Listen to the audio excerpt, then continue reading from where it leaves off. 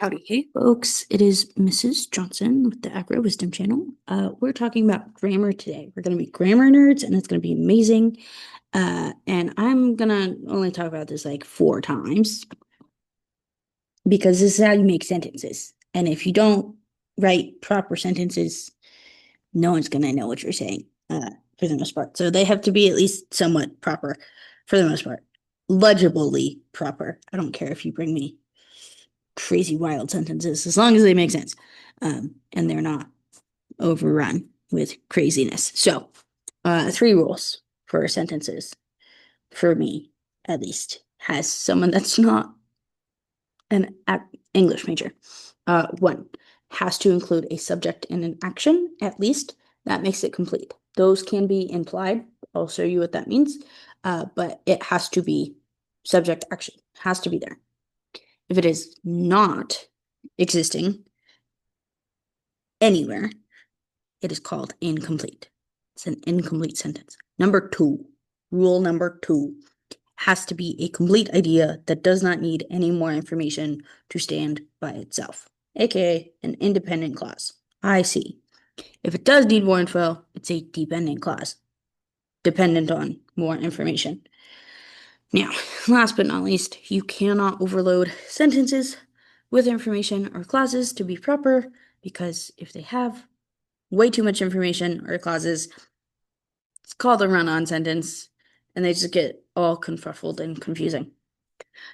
I have 3 examples. We're going to work through each one of the rules that I have for sentences when I write things. And once you get good at this, you kind of pick up on doing this really fast. So we'll start. Let me change my colors. Highlighter. Green. We're going to start here on this one, right there. Good job. Rule number 1 has to include a subject and an action at least. Good job. Subject. The subject is the thing that something is happening to, and the action is the thing that's happening to something. In this case, good job. Okay. There's not a whole lot of subject. If this was in context, right? If we were at a baseball game and you were the coach, like looked at a player and was like, "Oh, hey, good job, player." Like, then that would be complete. Um, so complete in context. Incomplete out of context, if that makes sense. Number 2, is it a complete idea that stands on its own and does not need any more information? Good job. Good job, as we see, can sit independently by itself. So we can underline it, has an independent clause. Good job, in context, can sit by itself. I don't need any more information. I know a good job has happened because of the way we say good job in English. Number 3, is it overloaded with information? No, because it's literally 2 sentences or 2 words. Good job. It's really simple. There's actually such a little amount of information in classes that it might even be not enough, depending on context, as we said. If I was at that baseball game, coach said it to somebody, I'd be like, okay, cool, I got it. That's a complete sentence. If I just read that on a piece of paper that was blank, I'd be like, I don't know what this is. Who said good job to who? I don't understand. So that one's good. That one's like questionable. Yeah. So we're gonna question mark that one because that one's like context. Context. This is gonna be terrible. Hold on. Context. Important for that one. That's a really bad spelling in context. My computer's not that great. This whole handwriting thing. Anyway, then we'll jump to this one. Now, we run through our 3 rules again. 1, first, doesn't include a subject and an action at least. If it does, it's a complete sentence. So let's look. Excited, we are. What's the subject? We are the subject. What's the action? We are what? We're excited. Okay, this is how Yoda talks, by the way. It's in a weird order, but it is a complete sentence because it has both a subject and an action. We are excited. We are doing something. We are the things doing things. So it's a complete sentence because it has both of those things. Number 2. Is it a complete idea that does not need any more information? We are excited. I can end the sentence there. I could say that to somebody and they'd be like, I know what you're meaning. I know what you're saying. Right? If I could say it to a stranger and they could get it, they could be like, okay. They might be a little lost, right? Like they might ask, what are you excited about? But they know that we are excited. So it is an independent clause. We are excited. Period. Now, last question. Is it overloaded with information or clauses? How many clauses does it have? It has one clause. Therefore, typically, if it's got one clause, not a run-on sentence. Might be the opposite of a run-on sentence, but not a run-on sentence.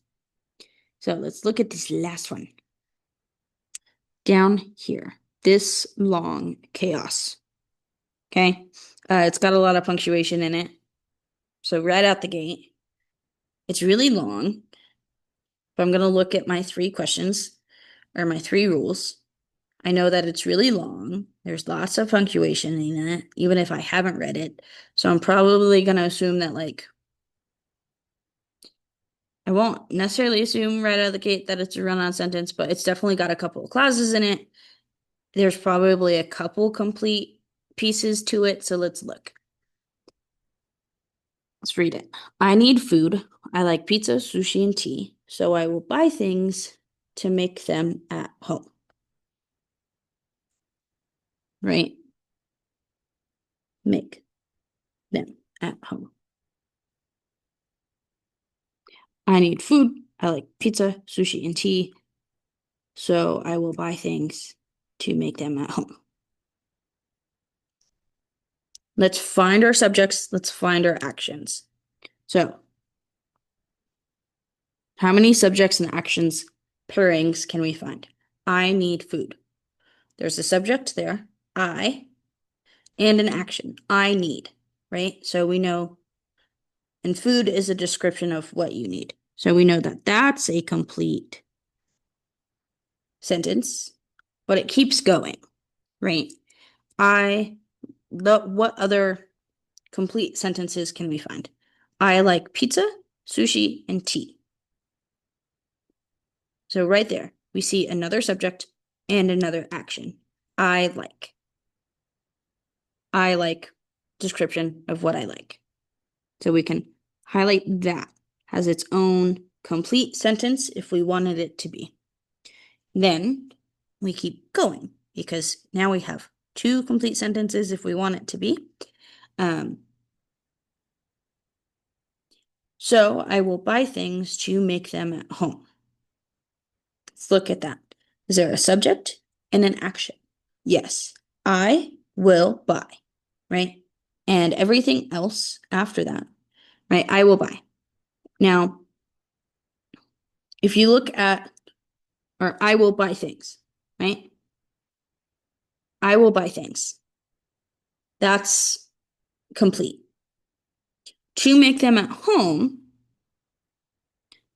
we could call that an independent clause, or we could call that an incomplete sentence. And for this case, because if it stood by itself, to make them at home would not be a complete sentence, right? So we could break this up into several different sentences, it looks like. I need food, period. I like pizza, sushi, and tea, period. I will buy things, period. The only thing that we can't make into its own sentence is to make them at home. But we can attach that to the I will buy things to make them at home and give that a place. So we did subject action, the subject action rule. Let's look at the complete ideas that doesn't need any more info. Where's our independent and dependent clauses? Right? And you'll find that this often follows that top question. Or follows the first question. Does it include a subject and action? Oftentimes, if it includes a subject and action, it's often a complete idea. Oftentimes, it's an independent clause as well. Not always, but it's a decent enough rule. So, I need food. Complete idea, does not need more info. I can say that to a stranger, and they'd be cool with me saying that, and they would not be super terribly confused. I like pizza, sushi, and tea. I could share that as a fun fact about myself, and no one would bat an eye. I can share just that and only that with a stranger has a fun fact, and they'd be like cool with that. They'd be like, okay, cool. I learned things about you. So I will buy things to make them at home. Right? So I will buy things. Buy what? Buy what things? I'm confused. Right? So I will buy things to make them at home. Right. To make them at home is definitely a dependent clause in this case. We already highlighted it as an incomplete sentence, like an incomplete part of a sentence, right? A complete idea that doesn't need any more info, an independent clause. I will buy things to make them at home, right? I'm going to call that whole thing an independent clause because if I break it up, it becomes like dependent clauses. Now, question number 3. Is it a proper sentence cannot be overloaded with information or clauses? If it is, it's a run-on sentence, right? So I need food. I like pizza and sushi, so I will buy things to make them at home. That's how I would read that. That's a whole jumble of chaos. And we have 3 clauses, and we have... Oh no, my colors. Let me get a different color. Hold on. I'll do blue. This silly thing right here. So, and that semicolon. Those are connectors. That's how we connect clauses and complete sentences together. That's how we make those things connect into longer sentences, and we'll get into what kind of sentences we can make with clauses and things in the next video, right? But for this case, because those things are there, we're going to treat it all as one whole sentence with several clauses in it. And that means when I read it all the way out, right? I need food. I like pizza and sushi, so I will buy things to make them at home. When I read it all in that jumble, I have to read it because it's a whole complete sentence written as a sentence. I have to read it all together. I can't break it up based on the grammar that's here. And so I would argue that this is quite possibly a run-on sentence. So I would highlight the whole thing, or I would circle the whole thing and be like, hey, dude, we got to fix this. How would I fix it? But if I am someone who writes lots and lots of run-on sentences, how would I fix something like this?